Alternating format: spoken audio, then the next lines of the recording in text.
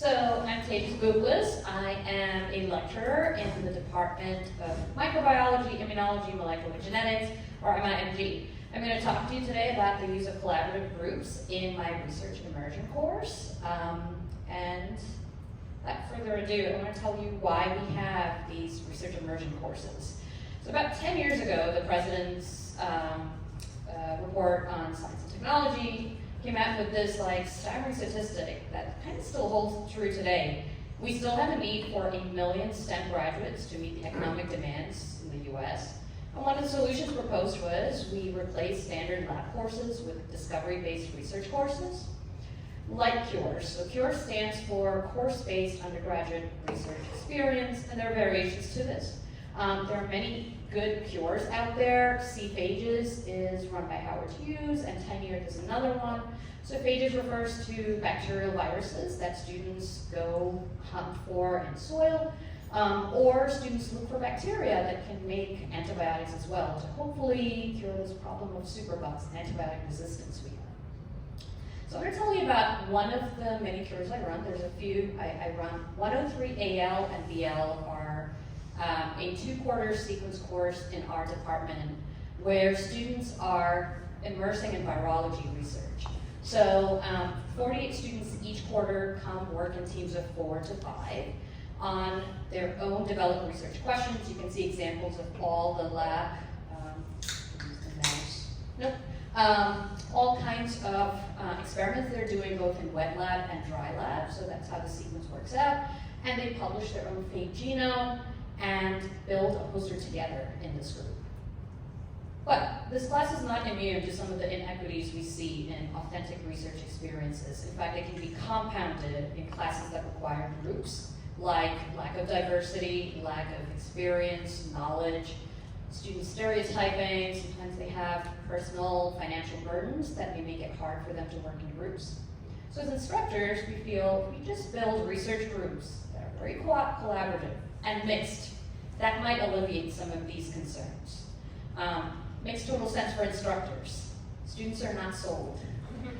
So for our students, we say the buy-in is really, these are the interpersonal skills you need to go to medical school, graduate school, your employers. They look for teamwork, social skills, collaboration, good communication, all of those things will be assessed.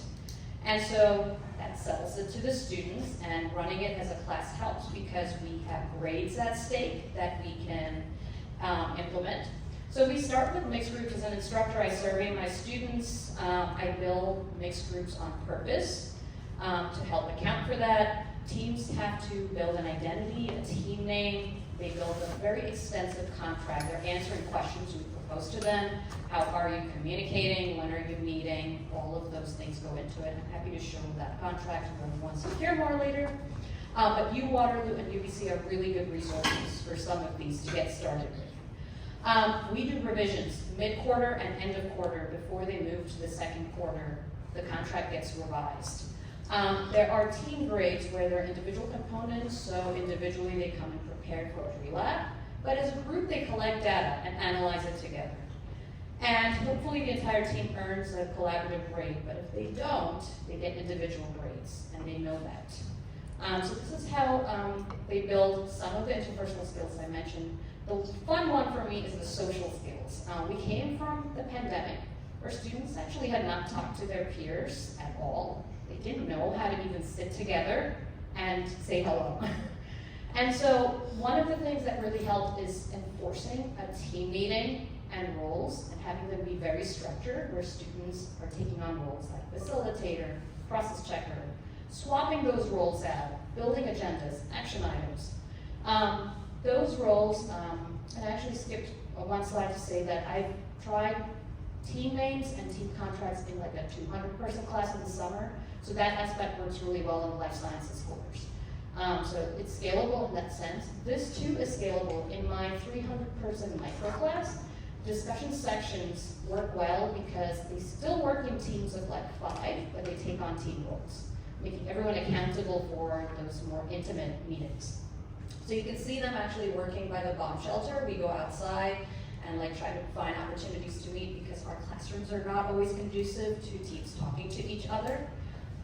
Yep. And then I love to show that image. My students love to celebrate, so they throw their own barbecue at the end of 2 quarters. We have bakers in the class, so that's like a phage cake, and they get together. So personally, they have really kind of planted those social skills into me by the end of 2 quarters. As an instructor, I see all kinds of student outcomes, including published phage genomes, papers, and posters that they built as a team together. So I won't read all of these to you, but these are student testimonials where they work really well, where they learn something new from their team member, and they found themselves to be friends more than a lab group. They don't think of themselves that way. That's my most dysfunctional team up there. I had a hard time helping, and we worked through it, but they went on to have an excellent project and won like the UCLA Library Prize.